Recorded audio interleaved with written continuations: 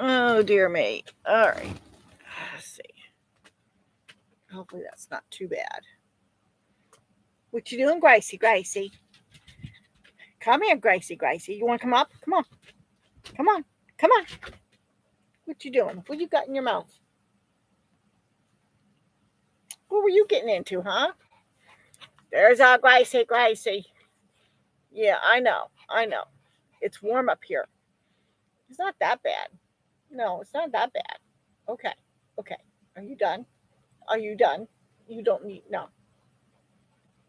You ready to get down? Come on. Yeah, you can get up there. Go ahead. You want to get up on the bed? Go ahead. She doesn't know what she wants. Oh, dear me. I don't know where Angel is. She's out gallivanting, being a cat, I guess. Um, you are. Let me see here. Where are we today? We are upstairs. Yes. We're about in the middle of the upstairs. So this wall is finished. Well, pretty much finished. The wall behind you is just insulation. There's no covering on it yet. Um, Still got more to do. It's not finished yet. There's the air conditioner on that end and the fan blowing out on that end. So I'm kind of in the middle. So hopefully the noise isn't too bad. Gracie, where did you go? Gracie, Gracie, you better not be getting into trouble. She got into trouble while we were at church. We have a bucket that we put our burnable trash into, and she got into it. So I had a mess to clean up when I got home this morning or this afternoon. Yes, was not impressed. Don't you dare eat that cat food. Gracie, why don't you go downstairs and see Daddy? Anyway, heard an owl this morning early when I first got up. And I don't know if that's what Sheba was barking at or not. Uh, so, so anyway, yeah, it's been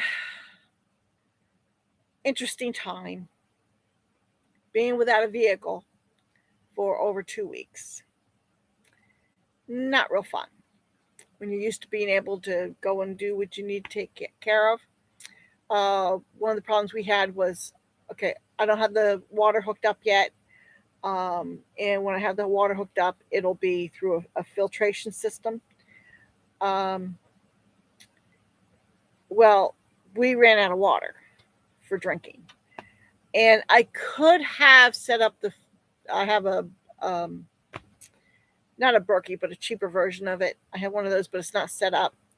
Um, and I guess I could have set that up, but we just had neighbors run us to get some water, and then we just got yeah, right, some neighbor.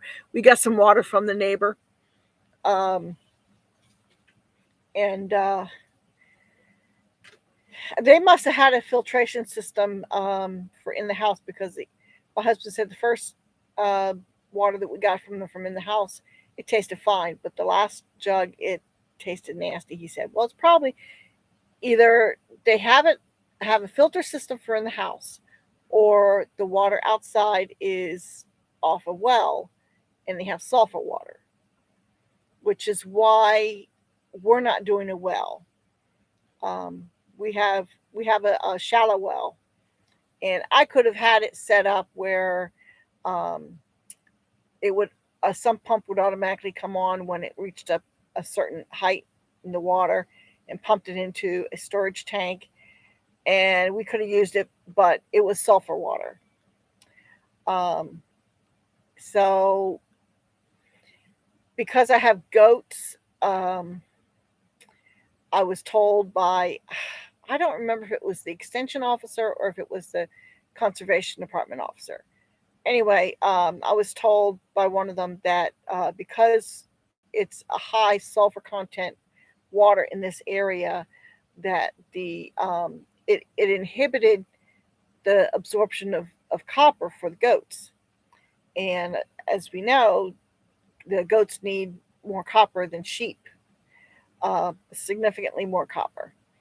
And so that would not have been a good thing for me to be giving them my well water. So that's why we have a rainwater catchment system set up, both for the barn and for the goat barn.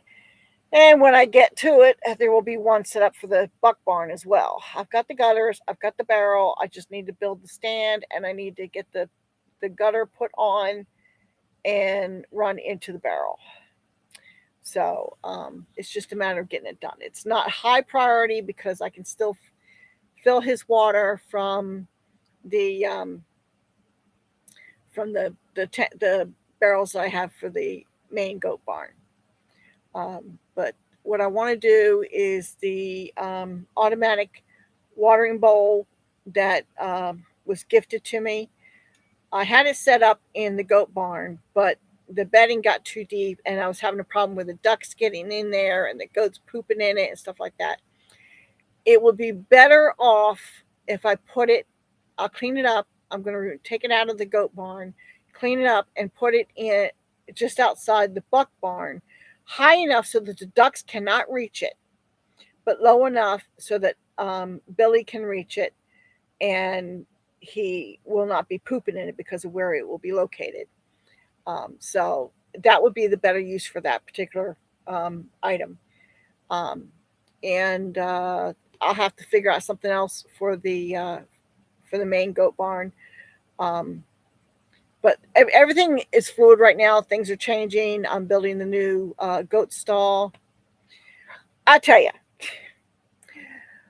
I could have sworn that Friday I found a half a bucket of 1 3/4 inch screws. I said, "Oh, they're perfect for what I need for putting the wood up in the for the new goat stall." So I put it somewheres, and so I would know where it was. I said, "Okay, I'll get that yesterday." Yesterday, I spent all day looking for that bucket of screws. I could not find it anywhere. I looked in the barn. I looked downstairs. I looked in the dresser drawers. Like, maybe I stuck it in there. And it's like I was all over the place. I looked in everything that I'm sure it wasn't in. Could not find the screws anywhere. I think, and tell me if you haven't done this before, dreamt something, swore it was legit, it was real, and you were trying to, you know, address that or use whatever it was you were dreamt. I think I dreamt that I found those screws. That's the only thing I can figure because I cannot find them anywhere. I just looked all over the place. It's not that big a building. I mean, I realize things are kind of like not really put away.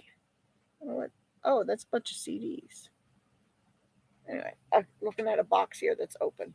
Um, yeah, I have stuff stored up here that needs to be better organized, but there's stuff up here that's going to get, well, like half of my kitchen's up here, still in boxes. I'm really, really, really looking forward to getting those boxes emptied.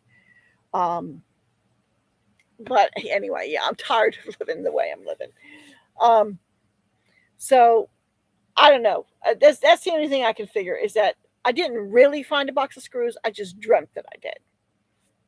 So I wasted almost a whole day yesterday um, hunting for screws that never existed. That's the only thing I can figure. So anyway, the title of my live stream is She's Back. Okay, I'm not talking about me. I'm talking about my truck. We have been over 2 weeks without transportation. Okay, over 2 weeks. finally, hi Central Kentucky Prepper, how you doing? Yeah, we finally got yesterday morning we got the truck back. We were so happy. My husband wanted to go to Sunday school this morning, and he goes out to start the truck, and it's deader than a doorknob. Great. Well, I should have known better because, excuse me, the mechanic had to give it a jump in order to get it started yesterday. So it was, for whatever reason, it was sitting, draining the power, what have you. Anyway, the battery obviously was drained. And the distance between the mechanic and here, our home, is not very, very far at all. And that would not be enough of a distance driving or even just letting it run to charge the battery if it was really low. It would give it a little bit of a charge, but not enough to start it. So, I mean, I didn't even think. Clearing out this creek along the road. Oh, that sounds like fun. Good weather for it. You got what? I think it's supposed to be warm until Wednesday, and then it's going to get cold or cooler anyway. So this warmer weather is a good time to be clearing out the creek. Anyway, so I hooked it up to the battery charger. Should have mine towed down tomorrow. Oh yeah. Oh, your vehicle? Going to have work done on it, right? I think I remember you saying something about it. Yeah. So I got it started this morning. I put it on the charger for a little bit, and I got it started. And I said, my husband was anxious to get going. I said, we're already late for Sunday school. Just let it run. Let it run so it has a chance to charge. Wished it was deep enough to swim in. Oh, well, you're going to have to dig out a swimming hole. That's all there is to it. Anyway, so we get to church, and I parked it, and the parking lot at our church is not flat. It's like this, okay? I don't think there's a flat spot in the whole parking lot. We are thinking about digging out a pond. That would be a very good thing to do if you can figure out where is the best place to put it. That would be a very good thing to do. I have a pond. One of these days I have to get you out here to show you my property. Anyway, yeah, so so we're parked kind of on the hill. I pull in, we're kind of parked kind of like that, okay? So it's crooked, which is going to happen on that parking lot.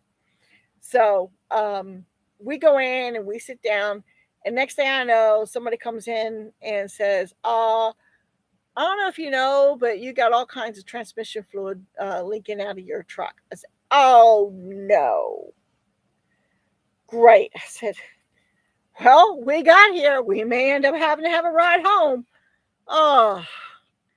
So I said, you know what? We'll figure it out after church.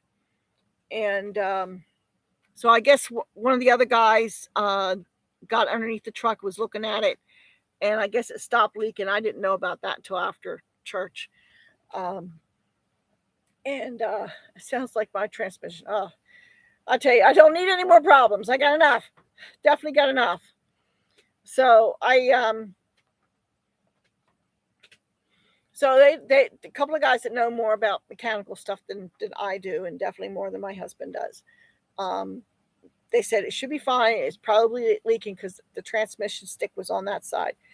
And I guess that there's a bolt or a screw or something that didn't catch something that it should have caught. It didn't catch the dipstick. So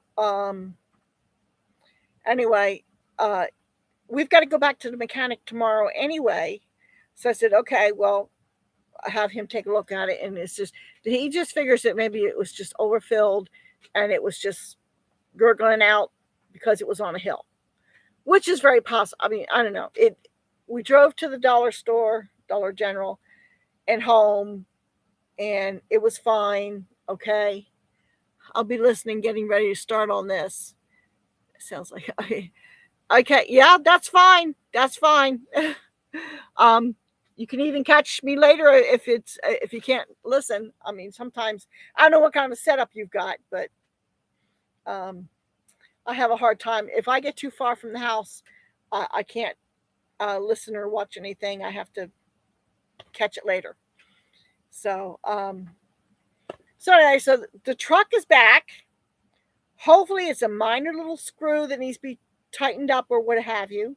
Um, anyway, we're going tomorrow because the truck that he took the engine out of has 4 practically brand new tires. Okay, good ones, Michelin's. Okay, and he offered them to us. Originally, he said $250, but then he said if you get him today, buy him today, let you have them for $200. That's $100. That's $50 a piece for those tires and the wheels. Okay, and it's like you can't turn that down. You cannot turn that down because we needed new tires in the back anyway. Okay, especially the one is pretty bad. So I said, yeah, we'll get the tires, and we'll just hang on to the 3 good ones for spares. Um, so, but he didn't have time to put them on yesterday, so we're going to stop in tomorrow morning so he can do the tires, and we'll have him take a look at that little transmission leak and make sure that it just needs a screw tightened down or something. But we'll just make sure, and then hopefully we can head into town after he's done and pick up some more 2x4s so I can finish the living room. I've been trying to figure out, I don't want to totally close off the landing for the stairs into the living room because we heat with the wood stove. And I want the heat to be able to move, okay, between the rooms to heat the whole building. So I don't want to completely close it off because I want the heat to be able to move. So I figure, well, I won't make it a solid wall between the landing and the ceiling. Okay, I'll gonna put something in there that's not solid. Still have a little bit of privacy, but it won't be quite as bad because it's also not only going to be our living room, but also going to be our guest room. Oh, it's a helicopter. I heard a motor. Sometimes when I first hear the helicopters flying over, it sounds like something's coming up our drive. And but if you listen for a second, soon you'll know it's just a helicopter. We get a lot of helicopters.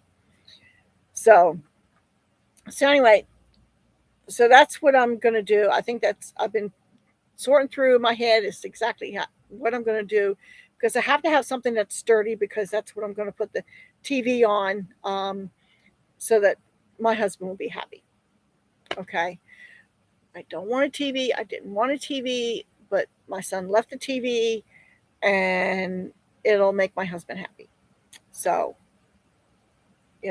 I'll put him in his own little corner with the TV. He'll be happy. He'll be out of my way and I can get stuff done. So anyway,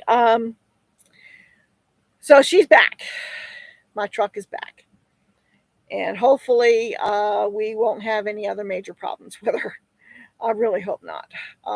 Not for a while anyway. So, but I'll tell you, it's really good to have good neighbors because I did not expect him to be running us so much, but the one neighbor that I've been getting hay from, and he's been, we've been doing an egg and hay deal kind of thing.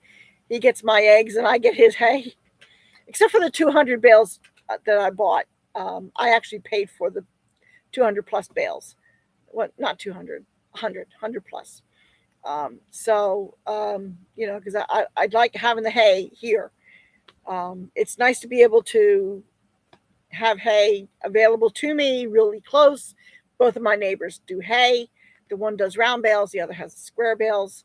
But I like to have hay here as well, so. And I've already gone through a couple, more than a couple, about 4 or 5 square bales, because I'm feeding Billy, which hopefully another 2 weeks, and Billy will be allowed to run with the girls. Um, I'll tell you, he has been a pain because all he wants is to be out with the girls, and I understand that. And he's just going by instinct, and he doesn't understand that there's a reason. You can't reason with him. He's just going on his hormones, and so he's got 2 more weeks, and then I can let him out, and he can run around with the girls. I may still separate him at night. I'm not sure on that, because he really should not be eating the same thing as what the girls are eating. But I can be cutting back on when I'm feeding the girls, um, because they're all starting to get their weight back, after kidding. I got Mama and Coco are still nursing their daughters, and even Daisy is nursing her daughter too, which she's getting old enough she can be weaned. But I'm not rushing with Lily, because I'm milking Daisy, but I'm not taking all of her milk. We don't need that much milk, and Daisy is a really good producer. Um, so I milk her. If I'm going to keep her milk, I keep the morning milk, and I milk her with the machine in the morning, and then I milk her by hand at night. And whatever I milk out by hand at night, I milk into a bowl for Sheba. Sheba gets the evening milk. Okay. And after I milk her with the machine, that milk, if I'm going to save it, will go into the house. Okay. And that's enclosed. It goes right from her teat into the milk can. Okay. And there's no chance of her stepping in it and things getting knocked into it. It's a very clean setup. Um, so that is the milk that I will keep for us, is if I milk in the morning. Well, when I milk in the morning, but I don't keep every morning's milk. And if I don't keep it, it gets fed to the chickens, and it gets fed to Sheba. And if there's more milk than what I think that they should have, I can bring it in. The cats will drink some. Gracie will drink some. I know I saw somebody said that cats are lactose intolerant. Well, this is raw goat's milk. Okay. And I don't know about Mercy, if she drinks any. Angel likes a little, but she does not overdo it. She just likes a little taste, and then she's fine. She doesn't overdo it. Whereas Gracie and Sheba, whatever I put in front of them, they would just gobble it up. So I don't want that. I don't want them to overdo it. So I kind of limit it. But Sheba gets the milk because she's working and she can use the extra protein. So I make sure she usually gets at least the evening, and sometimes she gets some in the morning as well. Um, so that's what I'm doing with the goats. Now, speaking of goats, I do have some good news in that I have been struggling for some time to get weight on Mumu. Um, I even had pulled her kids off a little bit early, sold them off. I just sold them before they were weaned. Uh, and I knew that they were a little early yet, because Mumu was just losing the weight, and she wasn't putting it back on. And for the longest while, she still wasn't putting it back on. And I think I mentioned a few videos back that I got the beet pulp, and that's what I was using to feed Joy. Okay, primarily because I had it, and the reason I bought it to begin with was to try and put weight on the goats. Okay, um, they weren't terrible. Um, Daisy was a little lighter than I liked, because I was going to be milking her. And Mumu, she was not putting the weight on after her kids even were off and she was dried up. She just was not putting the weight on. So I was mixing feed for her, alfalfa pellets and beet pulp and the calf manna. The same thing as what I feed them at night. They get a combination of uh, two parts um, 2 parts beet pulp, 3 parts alfalfa, and a little less than 1 part calf manna and a little less than 1 part of the sweet feed that I feed honey, which is very low in protein. They just get the taste of it. So it's mostly the alfalfa and beet pulp that's in there. Okay, so that's what I was feeding my goats. Well, and they were all doing pretty good on it. Uh, but and then so that's what I was feeding in the morning when I would do Daisy. I would bring Daisy out for milking, put her on the stanchion, and then I'd also let Moo out, and she'd be eating while I'm taking care of Daisy, and Daisy's eating too. And Moo is such a slow eater. She is really slow, and it's like I looked in the bucket one day to see, okay, Moo, what are you eating? Okay, and I looked in there, and knowing how much of each that I put in, I say, okay. I almost forgot. I also give Daisy sunflower seeds, a little bit, quarter of a cup. Anyway, so I look in there, and she's picking through the alfalfa. I mean, she likes the alfalfa, and if she gets into the barn, she'll go right for the alfalfa bag. So that's what I thought she liked the most. But no, she was picking through that. She was going for the beet pulp first. Okay. So I've started giving her just beet pulp and calf manna in the morning. She's been eating it better, and she has been putting on weight that I have noticed. So I figure another couple of weeks at least until I get let Billy out, have her on that, and once Billy's out and she's probably going to be bred, I may still have to bring her out for extra feeding from the other goats, just because she's always been on the thin side. Um, and I've been thinking for some time that maybe I might have to cull her. Now, when I say cull, that does not necessarily mean that she's done for. She goes to market, she's slaughtered. No, not necessarily. Cull means removed from the herd. Okay, and so I would sell her. She's not a bad goat, but she would need. She would probably need something more than just browse. So whoever bought her would have to know that. Um, she she might do better on a farm that has a lot of kudzu, because that's got a higher protein in it. Um, I don't have kudzu, but she may be a goat that would do well on it.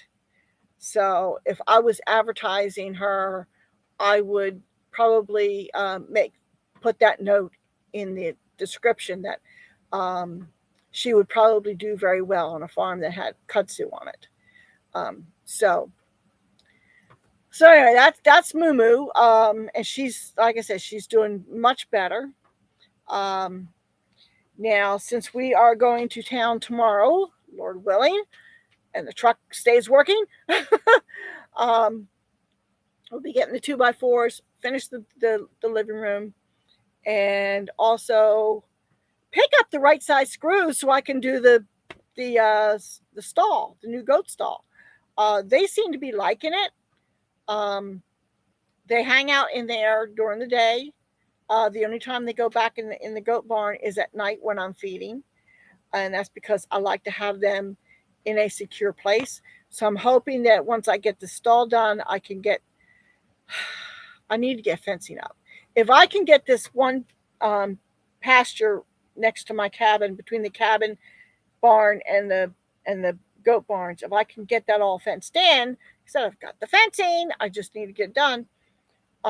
If I can get that done, then I will let them have that pasture at night, okay, and they can just come in as they want to, and I won't pen them up in a smaller space unless I need to work them or something, like check their feet and stuff like that. But that's my goal, because I don't like having them penned up in a small space, okay. Um, and I would also let Sheba. It would give her more room too. So that's what I would like to have. And I haven't figured out how I would do it yet, but I would also like to have them have access down the hill from the barn a bit. But I want to like fence off a section, um, a tighter space until I get the main pasture fenced in better. And that may be a little bit. I said I've got the fence post for along the driveway. I might need a few more though, but I've got at least 25. I know, might have more than that. But that's for the along the driveway, and that's going to be a board fence. And I haven't figured out what I'm going to do about down by the tree line and down by the creek. Um, I was going to see about getting permanent fence done through the conservation department because they'll do that along the fence. I mean along the creek. They'll put in a permanent fence. Um, that's what I would like to have done is a permanent fence line along the creek, but with certain access points. Like I've got a bridge on the one, and then the other end up by the pond is just a low water crossing because it's not very wet up there. It's just a small amount of water. So I figure leave that, um, and and I want to be able to allow the goats to have access when I want them to have access, so they can keep the creek cleared of all the brush and whatnot. So that's but I need to talk to the guy at the conservation department. But if I can go through them, they have a cost share program. So they're not their um, their application date I think is the end of December. I think I missed the one for the extension office, um, but for the conservation department, I believe it's the end of December. So I got to check with them. Um, but that would be helpful if I can just get the creek fenced off. Then that would be very helpful. Um, so, but we'll see how that goes. Anyway, I'll show you one thing I hope to be hanging in my living room. I think it's gotten a little bit dusty, but I'm hoping to get this hung up in my living room. Won't that be nice? I got batteries today for this one, so I can hang it. Um, I've been waiting for a nice place to hang it in, and I think it will go very nicely in the living room. Um, and exactly where, I'm not sure yet. I have to wait until all the walls get finished. But we're getting there. We're getting there, slowly but surely. Um, I'll tell you, homesteading is fun, but it's a lot of work. It really is. And I, I I'm looking at what I've got to do and what I've done. And I mean, having the living room almost just so close to being finished is like, you know, that would be something for me. And then because from there on, I go to the kitchen and I'm like, I might actually get this done. I might actually get this done. Ah, well, anyway, I'm not going to stay up here too long because I do have things I got to do, and I'm not getting them done sitting here. But you know, at least we have wheels now, and now we can go and get the supplies that we need. Um, and I hate having to make another trip, an extra trip into town, but I really want to get that living room done. So close, Um, and once that's done, I'm actually going to well, we're getting a futon. Okay. I already have it picked out. I think it will suit the space. Um, and I'm even looking at getting a recliner for my husband. Yeah, it's not an expensive one. It's a cheap one through Amazon, but I think it'll be all right. You know, he'll be happy. His recliner that he had up in New Jersey, it was falling apart. It was not worth taking with us. And it was really too big for him anyway. It was for a big man. So, but I think he'll be happy with the recliner. I'm hoping. So I'll get him all set up nice, and hopefully he'll be happy. Anyway, all right. I will talk to y'all later.